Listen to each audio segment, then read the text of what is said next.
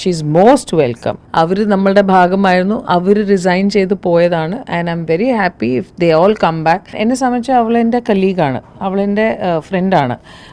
നമ്മളെല്ലാവരും കലീഗ്സാണ്. അതൊരു കാര്യം നടന്ന കാര്യമാണ്. നമ്മളിപ്പോൾ 2025 നിൽക്കുമ്പോൾ നമുക്ക് എന്ത് നന്നായി ചെയ്യാൻ പറ്റും, ഇത് എങ്ങനെ സോൾവ് ചെയ്യാൻ പറ്റും, ഏത് പ്രശ്നമാണെങ്കിലും എങ്ങനെ സോൾവ് ചെയ്യാൻ പറ്റും, അതാണ് നമ്മൾ നോക്കുന്നത്. ലെറ്റ് മീ ടെൽ യു, ഇത് ഇമ്മീഡിയറ്റ് അജണ്ടയിലുണ്ടോ എന്ന് ചോദിച്ചാൽ അല്ല.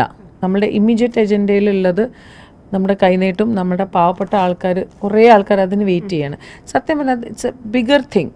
അതാണ് നമ്മൾ ഒരാളെ മാത്രം കേന്ദ്രീകരിച്ചിട്ട് അമ്മേനെ അത് ചെയ്യരുത്.